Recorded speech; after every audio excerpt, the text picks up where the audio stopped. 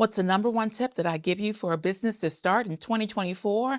And what industries have the highest profit margin? Stay tuned.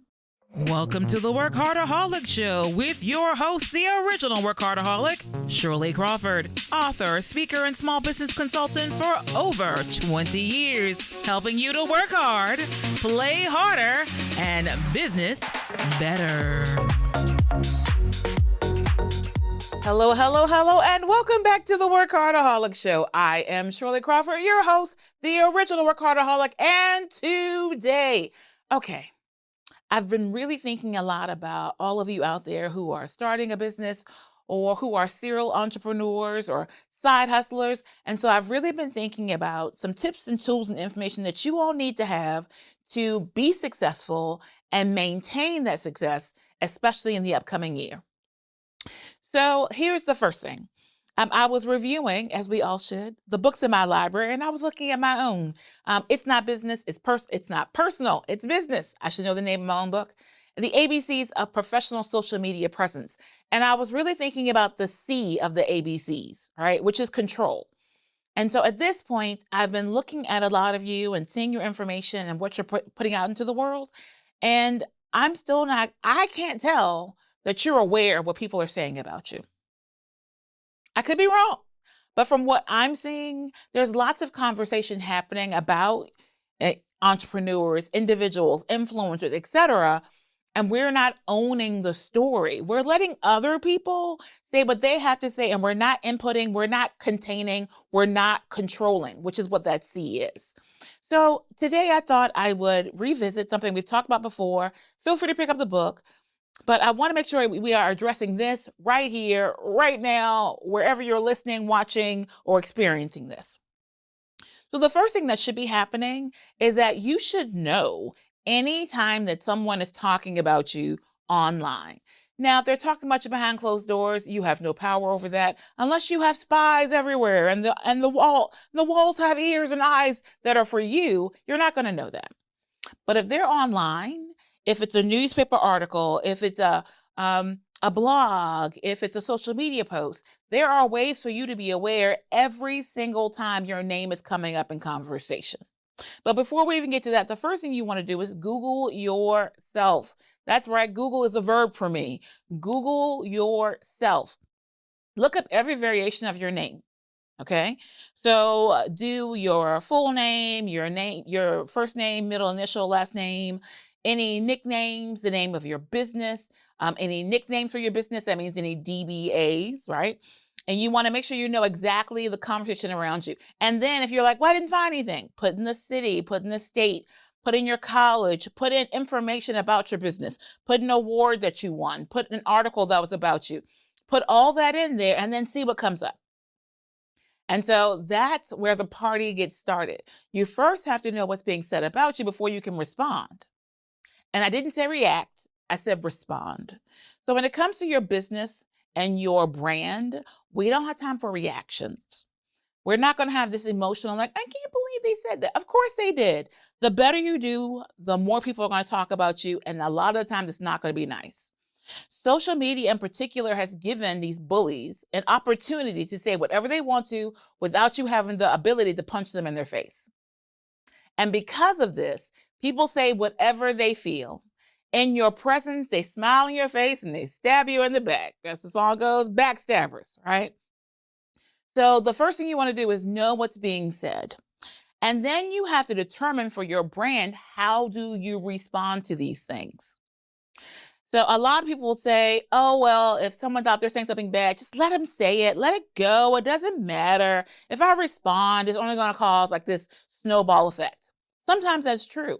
But for the most part, you have to take control, whether what they're saying is true or untrue.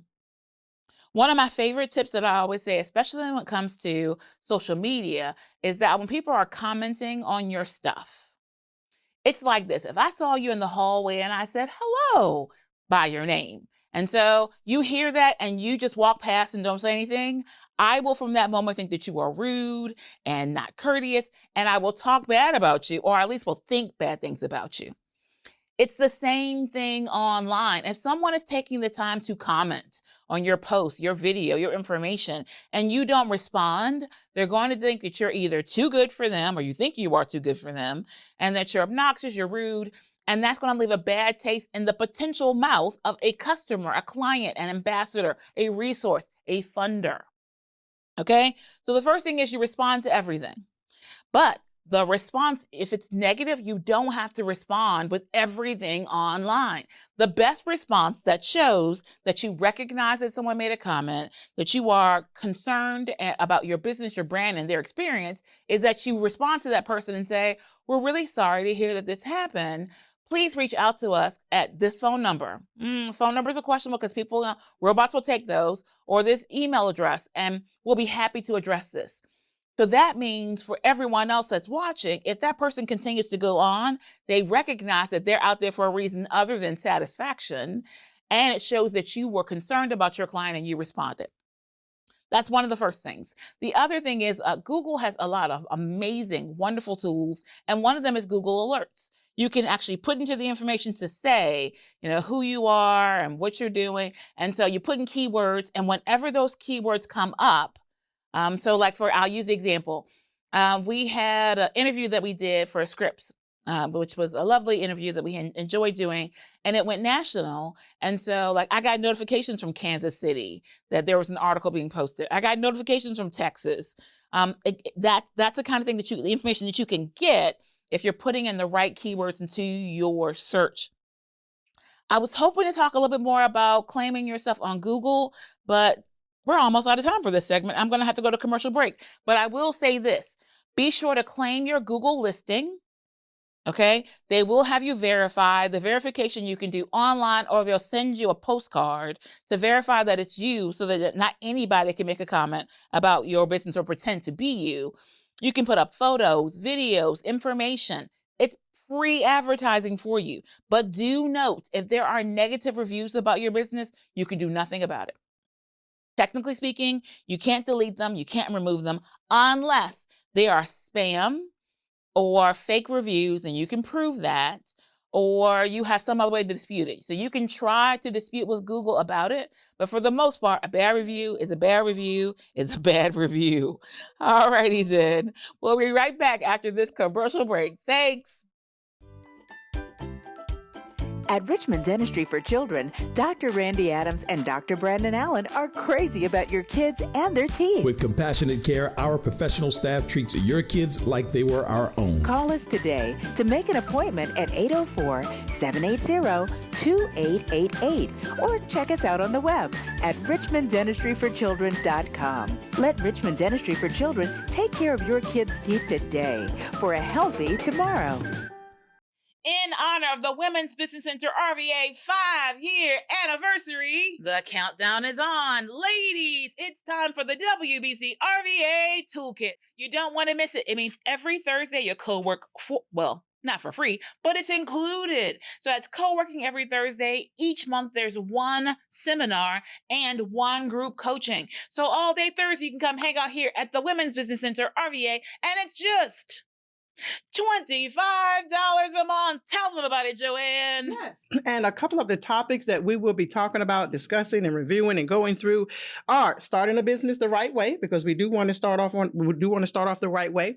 We're also going to talk about a business model canvas and how your company creates value for its customers. Also goal setting, which is very important. Finances, even developing your pitch, also social media distribution and content, and much, much more. So we are excited about seeing you there. So you can register today at wbcrva.com. Life can be a struggle. Find hope, healing, and answers at the Abundant Life Church of Christ, a place to encounter God through uplifting worship, singing, prayer, the preach word, and fellowship. One step can change your life. One step could shift your destiny. There has never been a better time to take that step than now. Come be our guest every Sunday at 10 a.m. at the Abundant Life Church of Christ, a place where you belong. Are you only identified as mommy, as the employee, as the worker bee? You know what? It's time for you to be identified as you. There is more to you than your function for others. Come discover it at the Diva Mastermind Retreat. That stands for doing it very authoritatively. It's time for you to find your voice, find your place, and make your mark. Join us October 7th through 11th this year in 2024 in Outer Banks, North Carolina, where we'll help you with mastermind moments. We'll help you with seminars, sessions, and the camaraderie of other boss ladies just like you. Don't forget to join us for the fun. Visit Diva Mastermind at groovepages.com to get your ticket today. Only 3 spots left. We'll see you then. Welcome back, welcome back, welcome back. Okay, so we started the show talking about controlling your branding online and the conversations that are happening about your business. But now we want to shift gears just a little bit because really want to talk about what are the businesses that make the most profit, or at least have the most potential of profit growth based on their industry. It's a question we get kind of frequently, and so wanted to make sure we addressed it. So I'm going to share this list with you all. It originally came from Guidance Financial, and they base this information on information from the Small Business Administration, that's the SBA. So I want to share with you 7 industries that have the highest percentage of growth opportunities since 2020, and they also share since 2018 to give you a comparison. And then I'm going to come back and tell you that if I were going to start a business today, if I were a real serial entrepreneur and wanted yet another industry, I'm going to tell you which one it would be. Okay, so for right now, the industries that are showing the most growth potential, number 1 is non-residential buildings. So I was just having this conversation with someone recently about storage units. It's an amazing industry. Now, you have to know with regards to regulations and restrictions that because other people have recognized that storage units and warehouse space are an amazing industry to be in. The current growth potential is almost 81%. Right, is what people are making as far as the growth of the industry. 81% since 2020. It's gone down a little bit since 2018, which is around the time that I first started talking about it. So a fewer people have gotten into the game, but either way, the growth potential is still, come on, 81%. You're not going to beat that too much. So if you can afford to enter the industry, which means you can afford to get the space, you can find a city or town that will allow you to build. So this is a restriction I want to make sure that I mention to you all now, because there are some instances where counties, cities, etc., are limiting how many storage units can be possible. Because the fact, if you think of it this way, on every other corner you look on, someone's building a new apartment complex, condos, residential, right? And so, but what happens when you have all these residences, but not enough grocery stores or other items that you could possibly need? So your local government agencies are trying to regulate the balance of these things.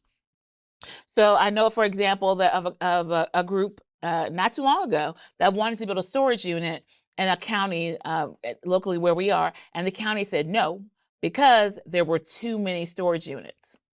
So keep that in mind. But if you think about it, you buy a space and all you're doing is leasing it out to people and they're just storing stuff in it.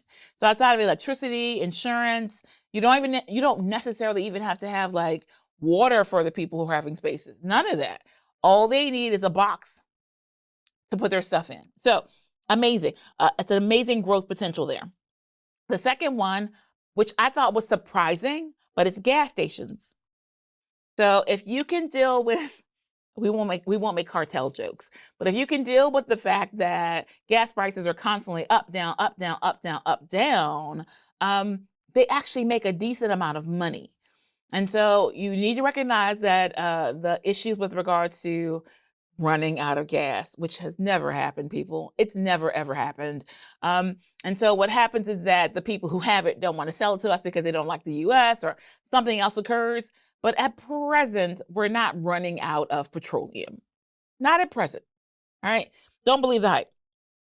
Number 3 is alcohol. And right now, because of COVID, I'm not encouraging this, mind you. I'm just sharing the information. But because of COVID, notice that there are more restaurants. Like I don't think they've changed it back yet. I haven't seen it. But, you can buy alcohol with just about anything that you're having. It used to be like we're in Virginia, it used to be a brown bag law. If you had alcohol, it had to be in a brown bag. So many of that legislation has gone to waste because although the government shut down like all kinds of other agencies, they never shut down the ABC. I wonder why. Okay. Number 4 is hotel and accommodation services. They have a growth potential of 47%.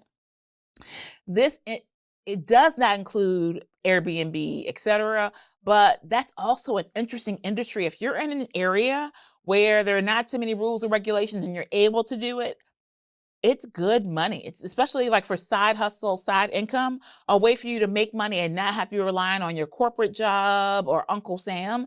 It's a really good way to go. All right. Number 5, which you're going to know this is true because everyone is trying to sell it to you right now, is insurance. Insurance has a 23% growth rate. But notice that all kinds of people are getting into insurance. Like everywhere I turn, somebody is selling life insurance. Right? Because here's the thing about insurance that's amazing. You're paying all this money and maybe you're going to get it back. But I believe it's like 80 or 90% of the people don't get the money back, especially if you have term life insurance. Term life has an expiration. And a lot of times you get to the expiration and you didn't need it because you know what? You're still alive. So that meant you spent that money. You don't get it back. It's not an investment tool. We're not going there.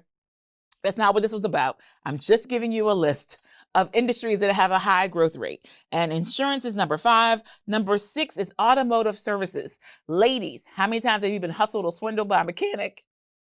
It's a good area to make money. That's just the bottom line.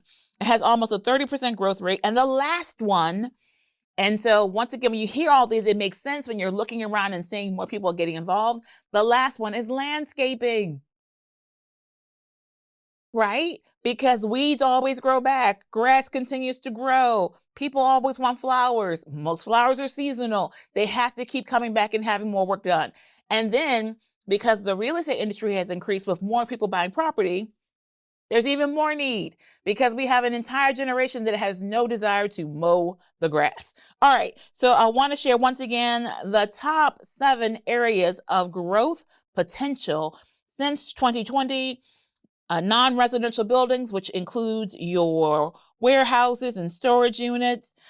Gas stations, number 2. Number 3, alcohol. Number 4, hotel and accommodation services. Number 5, insurance. Number 6, automotive services.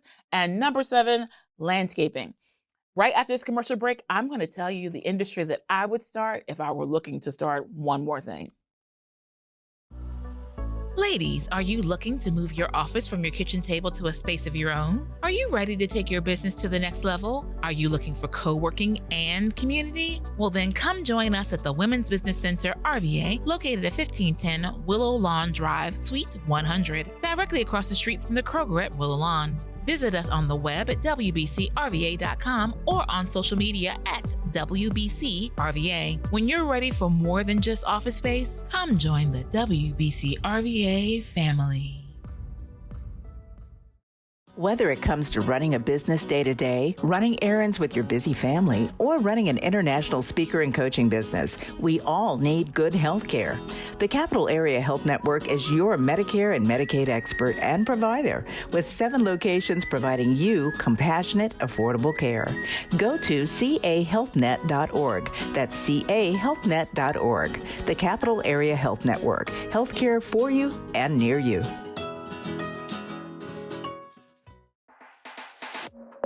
Got a question about your small business? Trying to figure out what to do to start a business? Are you a C-suite executive trying to figure out some leadership tools and resources that you need? Well, we've got answers for you. Submit your questions, concerns, thoughts to admin@workHARDAholics.com. That's WorkHARDAholics.com. And you might hear your question, or at least the answer to it, on our next episode. Listen, attorney Alex Taylor is a soldier in a suit, defending anyone with criminal charges, DUIs, and more. Call Alex Taylor, your soldier in a suit, at 804-500-5000. I'm Alex Taylor. Don't face your criminal charges alone. put a former prosecutor with 30 years of experience on your side. Let me show you how a soldier fights for your freedom. Call 804-500-5000 or go to alextaylorlaw.com. All right. So for those of you who've been listening to the show or watching the show, then you know the bottom line is I've been a small business consultant for over a quarter of a century. I am that old. Okay. And so I love business. I love entrepreneurship. I love for everyone to have at least a side hustle, some way of having income that comes in without, which is what income means, right? Come in, income. Okay. Without having to rely on external factors, right? We saw, especially with COVID, that yes, the government may or may not step in, but businesses will shut down, things will happen, government funds will dry up, all kinds of things will occur. How do you make sure that you have some way of having money in times of a health crisis or whatever else, or an unexpected expense? So that's really what I'm all about. Part of the reason we even do this show is to make sure that you have some way of making money, sustaining money, and really being successful and having the legacy that you desire. Okay, all of that to say, one of the things about being an entrepreneur is that this is how my litmus test for an entrepreneur. Entrepreneurs always have 5 or 6 different ideas about businesses, things they could go into, things they could do. And so we have passion projects, and then we have like our cash cows. The passion projects mean these are things that mean something to you. Like as a consultant, I love being a consultant. I love it. I love helping people level up, be more successful. Like it brings me the greatest amount of pleasure. It's something I would do even if I weren't paid. Not that you could get away with that. I'm just saying I would. I have. I frequently donate time and options because it just means so much to me. Cash cows are those projects that we might enter because they bring in the money. Like if you think about going out to a cow and milking the udder, like every time you do it, you're expecting milk to come out. Every time you milk your cash cow, you're expecting cash to come out. It keeps making money. Now, a lot of times cash cows are not a passion project. If you have one that is, woo, good for you. Most of the time it's not. It's just something we do to bring money in so that money is happening no matter what.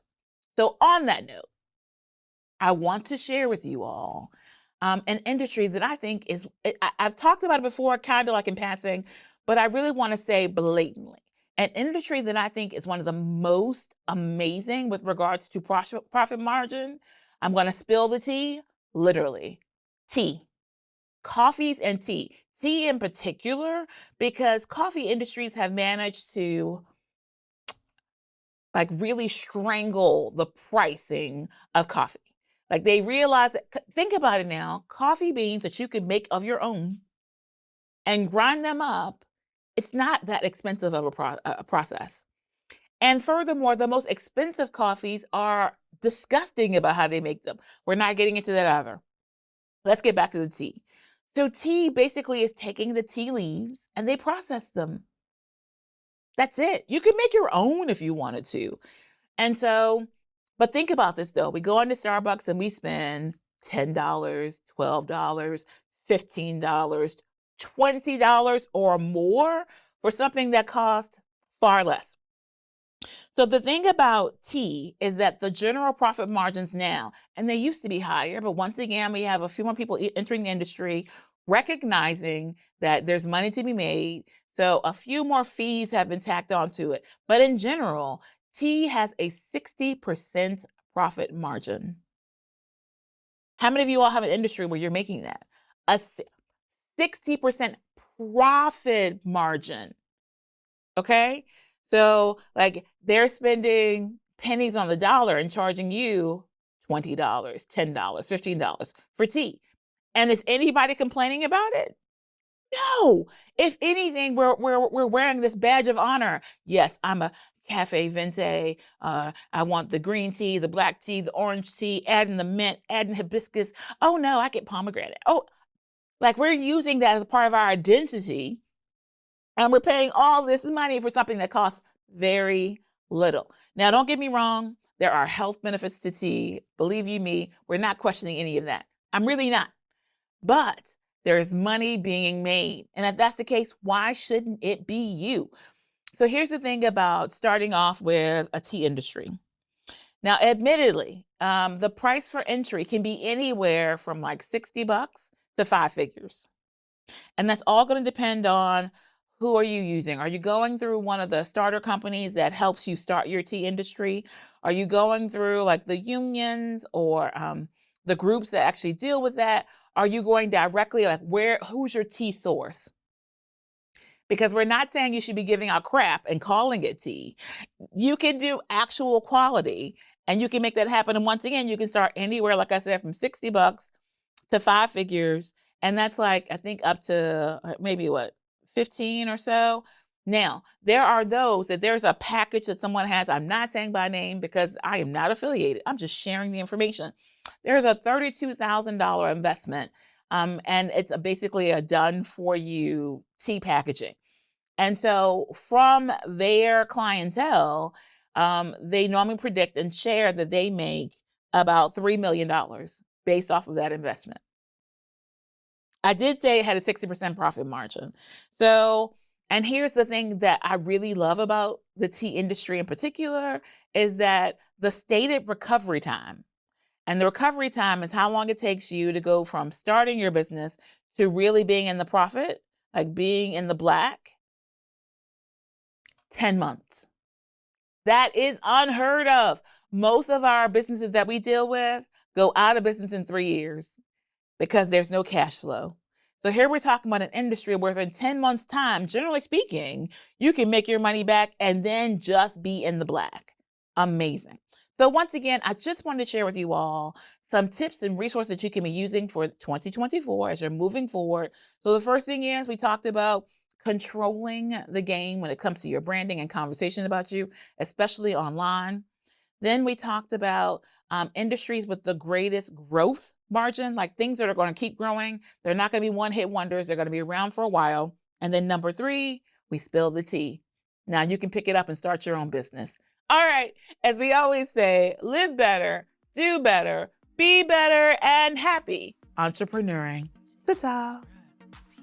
Like, share, subscribe, repeat. Like, share, subscribe, repeat. Repeat. Repeat. Thanks for tuning in to WorkHARDaholics. Support our show by following on YouTube and all major social media platforms at WorkHARDaholic. Until next week, happy entrepreneuring.